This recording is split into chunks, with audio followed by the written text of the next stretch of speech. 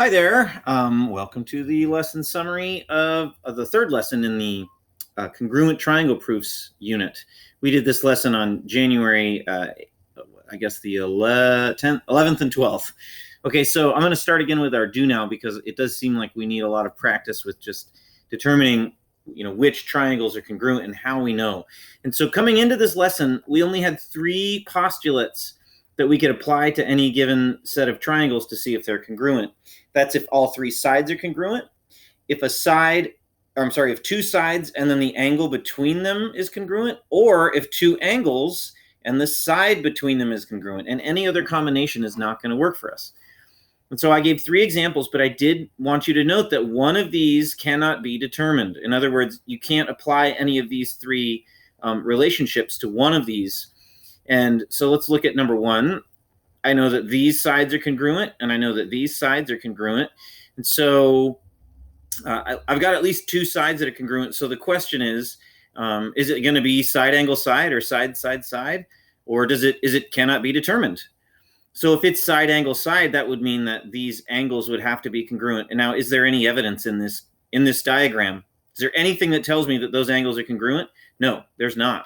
They don't have a relationship. We don't know anything about parallel sides, or there's no other things like bisectors or vertical angles or anything like that that tells me those angles are congruent. And the same about these sides, right? This side and this side, it doesn't say anything about that being a midpoint or being bisected. So we don't know that those are congruent. The only thing we know is that this angle and this angle are congruent because those are vertical angles.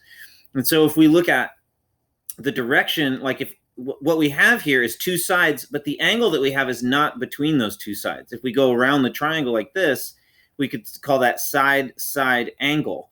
And that's not one of these 3 relationships. And so far as we know, that is not a way to determine if triangles are congruent.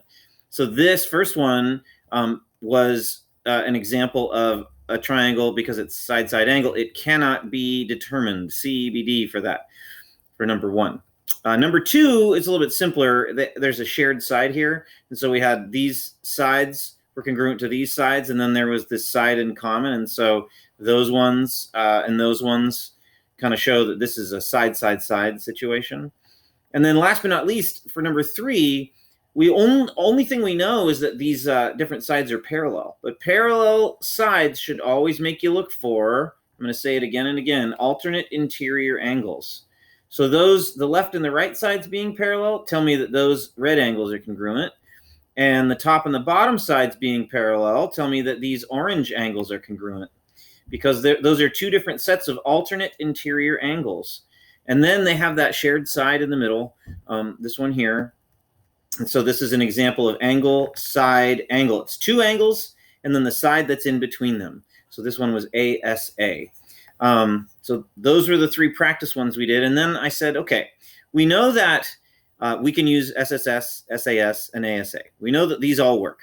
I also explained in a previous lesson that you cannot use angle, angle, angle. And remember, the reason I gave is take 2 different equilateral triangles. The angles are all congruent, but the triangles are definitely not congruent. So this is an example of why you cannot use that. So then I wanted to look at these other 2. One that we just encountered, that side-side angle, and then the other one would be side angle angle. And I wanted to ask the question, well, can I use those? And so let's take them one at a time, and let's look first at, oops, wrong one, side angle angle. Okay, so in class, I asked everybody to look at this and say, well, do those triangles look congruent to you? Is there evidence for your claim? I mean, they certainly do look congruent, but because they're side-side angle, because the angle is not included between the 2 sides, right, then we can't use any triangle congruence postulates. The only thing we could do would be to transform them, like do a reflection to move this left one onto the right one to see if they match. And they would. They are congruent, but we don't have evidence. But what I asked everybody to do then was, drag the red point to see if you can make a new triangle. So what if I do this? I've got a new triangle, and I still have the same sides that match these sides. I still have that 40-degree angle that matches this 40-degree angle. But you can see that they're not congruent, obviously. And so this is my proof, my visual proof, that just because you have 2 sides and some other angle that's not between the 2 sides, it doesn't mean that the triangles are congruent. So we decided in class that you cannot use SSA. We just can't use it, so we crossed it out. And then we said, well, what about SAA? So a side and two angles, but the side's not included. And so what I did instead was I asked everybody to take 5 minutes and write an explanation of why is angle C congruent to angle Z in this given diagram. And they are congruent, and I'll just tell you why in this video. It's because of the triangle sum theorem. If we take this first triangle, we know that angles A, B, and C together would equal 180 degrees. And in this second triangle, we also know that angles X, Y, and Z, X plus Y plus Z, would equal 180 degrees, right? So they add up to the same thing. But of course, these two are congruent to these two. So the only way that it's possible for them to add up to the same thing is if C and Z are the same. So that was kind of our explanation. So I know that angle C is congruent to angle Z. And since these are congruent, I can add the A here and show that they're congruent. And what do you see? Angle, side, angle, and angle, side, angle. So if you have two angles and then some side that's not included, the triangle sum theorem says that I can still use angle, side, angle on that triangle. So therefore, we can use side, angle, angle, right? In other words, the side is not between the two angles because it's just an extension of angle, side, angle with the triangle sum theorem involved, okay? So then the last thing that we'll do in this video and that we did in class, well, we took extensive notes on this idea of corresponding parts of congruent triangles are congruent. Because usually when we do proofs, we're not just trying to prove that that the triangles are the same, but what we're really trying to do is prove some property about, for instance, isosceles triangles is what we're going to talk about in a moment, or parallelograms. And so maybe we want to prove that the sides are the same or that the angles are the same. Well, those things are parts of triangles. And this property here, CPCTC, stands for corresponding parts of congruent triangles are congruent. And that just means that if I know that two triangles like these are congruent, I can just assume once I know they're congruent, that each of the three sides has a congruent side over here, and each of the three angles has a congruent angle over here. And they just need to make sure that there are the corresponding parts. Now, these bullet points are very important. You should only ever use this to say that angles are congruent or segments are congruent. No other things can be done with CPCTC, right? Either angles are congruent or segments are congruent, because those are the parts of triangles. And this is very important. As the name implies, you must prove the triangles are congruent first, which is why this always, every single time, will come after you've used SSS, SAS, ASA, or now SAA, right? It's the last step of the proof. And so what we're going to do here is prove this thing called the converse of the isosceles triangle theorem. Don't worry about the name. What it really says is if two angles in a triangle are congruent, then it's an isosceles triangle. And so we have this sort of layout, this general layout for a flowchart proof. And it says here I like to put the given info in the right hand or in the left hand column, and then I use CPCTC to conclude my proof in the right hand column.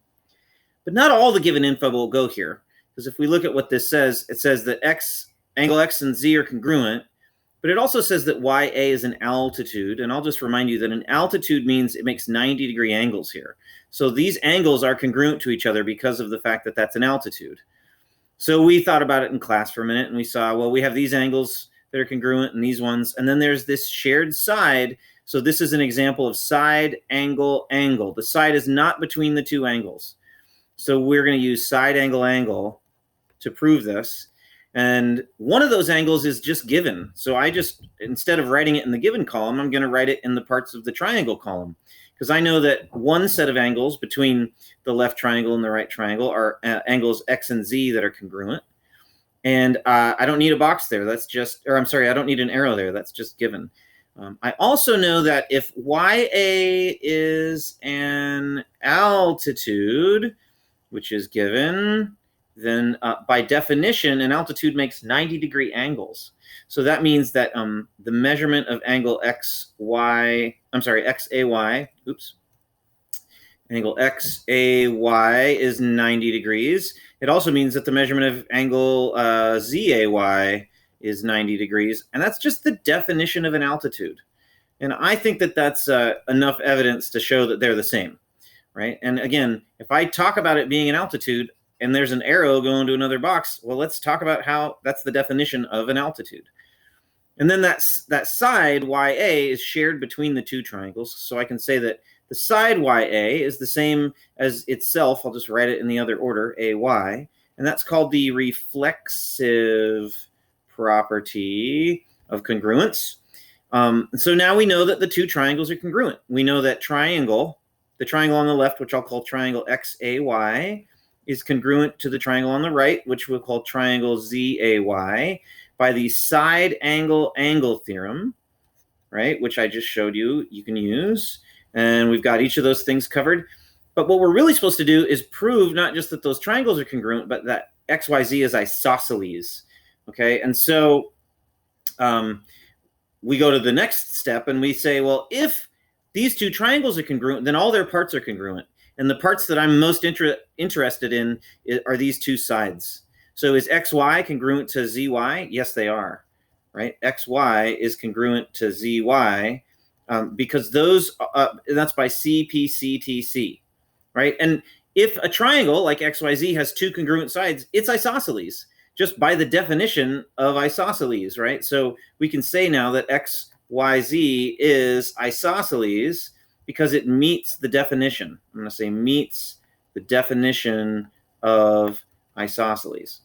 Okay. Now there are three proofs that I assigned as asynchronous work, and I put some solutions to those on GeoGebra, on Schoology as well. There's a paragraph explaining what to do, and you just need to rearrange them into the correct flow. So good luck with that, and I'll see you next time.